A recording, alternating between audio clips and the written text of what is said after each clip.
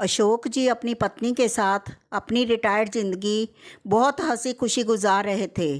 उनके तीनों बेटे अलग अलग शहरों में अपने अपने परिवारों के साथ थे। उन्होंने नियम बना रखा था, दीपावली पर तीनों बेटे सब परिवार उनके पास आते थे। वो एक सप्ताह कैसे मस्ती में बीत जाता था, कुछ पता ही नहीं चलता था। कैसे क्या हुआ, उनकी खुशियों को जैसे नज़र ही लग गई। अचानक शीला जी को दिल का दौरा पड़ा। एक झटके में उनकी सारी खुशियां बिखर गई। तीनों बेटे दुखद समाचार पाकर दौड़े आए। उनके सब क्रियाक्रम के बाद सब शाम को एकत्रित हो गए। बड़ी बहू ने बात उठाई, बाबूजी, अब आप यहाँ अकेले कैसे रह पाएंगे? आप हमारे साथ चलिए। नहीं नहीं बहू, अभी यहीं रहने दो, यहाँ अपनापन लगता है बच्चों की गृहस्थी में। कहते कहते वो चुप से हो गए। बड़ा पोता कुछ बोलने का हुआ, उन्होंने हाथ के इशारे से उसे चुप करा दिया।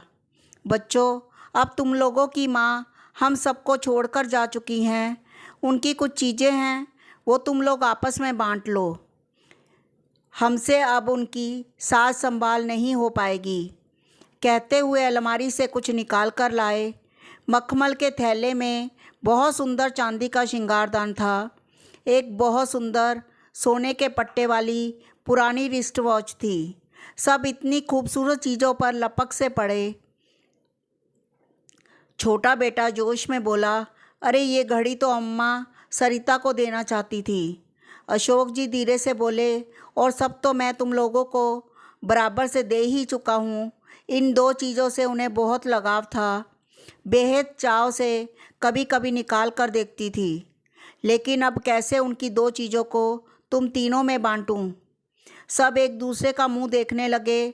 तभी मंजला बेटा बड़े संकोच से बोला, ये श्रृंगारदान वो मीरा को देने की बात करती थी, पर समस्या तो बनी ही थी। वो मन में सोच रहे थे, बड़ी बहू को क्या दूं? उनके मन के भाव शायद उसने पढ़ लिए। बाबूजी, आप शायद मेरे विषय में सोच रहे हैं। आप श्रृंगारदान मीरा को और रिस्ट वॉच सरिता को दे दीजिए।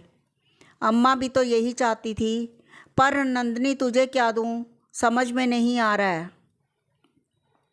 आपके पास एक और अनमोल चीज़ है, और वो अम्मा जी मुझे ही देना चाहती थी। सबके मुंह हैरानी से खुले रह गए। दोनों बहुएं तो बहुत हैरान परेशान हो गई।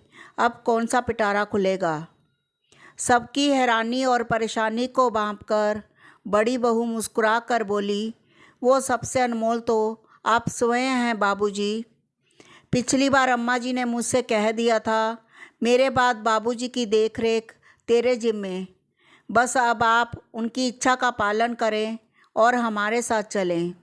धन्यवाद।